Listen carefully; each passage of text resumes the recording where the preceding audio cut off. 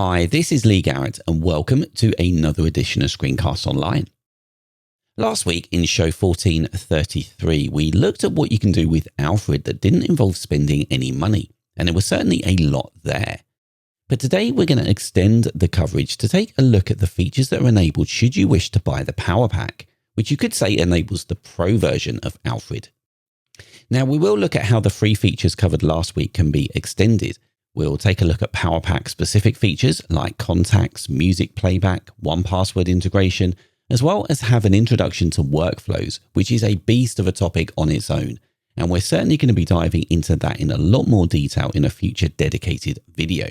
We've got enough to cover today though for sure, so let's get straight to it. Okay, first of all, how do we get the Powerpack? Well, I've got Alfred open here at the preferences screen and I'll click the upgrade to Powerpack button there. We can see two prices, so there's a single license for £34 here in the UK, and this covers you for Alfred version 5 and any dot releases that come in that version 5 cycle. Then to the right of that, we have the Mega Supporter license, which locks you in for life.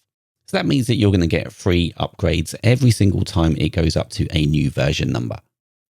Then if you have an older version of Alfred but wish to upgrade, there is upgrade pricing available. Click here. Then enter your email address as well as the old license code, and then options will be presented to you if applicable. Then once you've got your license emailed to you, come and click on Powerpack here, and you can simply paste in your code. Then the goodies that come with the upgrade are available. So what can you do? Well, if you click on this link in the bottom left-hand corner, it takes you to the Alfred page that shows you what the Powerpack has to offer. You can improve your search by using file filters. You can use the clipboard history to save text, images, and files. You can create snippets in the same way tools like Text Expander and Typinator do. There are new views available for displaying your results. You've got full music playback to save you going into the music app. There's more streamlined file navigation and so much more. We're going to be covering the majority of this today. Okay, I've just pasted in my Powerpack license, so let's take a look at what we can do. Now, there is an expectation that you are at least familiar with the functionality of the free version, even if you haven't watched video 1433, which does cover all of that. So let's come to features, and we're in default results. Now, in the video that we covered on the free version, you'll know that we looked at these fallback results down here, which are options provided to you if Alfred cannot find the text you are searching for anywhere on your machine. So if I search for Ted Lasso here, we can see the three fallback results are there. We've got Google, we can search Amazon and Wikipedia. Now with the free version, you can only have these three. However, with the Powerpack, you can set up some more. So if you find yourself sitting and watching TV with your Mac by you quite often, then you may want to have IMDb, for example, as a default result to look up a show or actor. To set up more, come down to Set up Fallback Results. And we can see the three that we know there. So I'll click on plus. And the top section here is web search.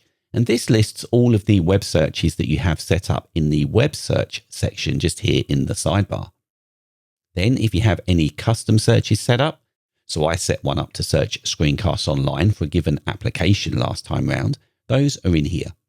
I'm going to come back to web search though and select IMDb. We can see that's been added at the bottom. So I'll click save. And now I'll invoke Alfred and search again.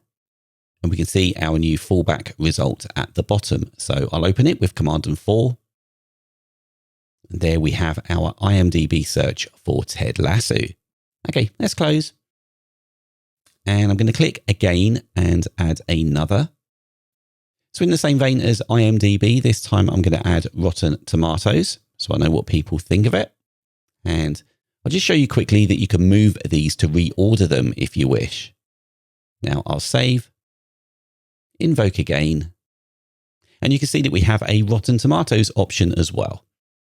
So with the Powerpack, we can extend the use of these fallback results, allowing you to search the web quicker, especially if you have a number of custom searches. Adding those in here is particularly useful.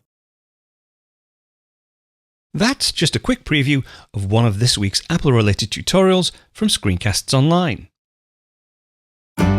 Screencasts Online is your premium source of Apple-related video tutorials.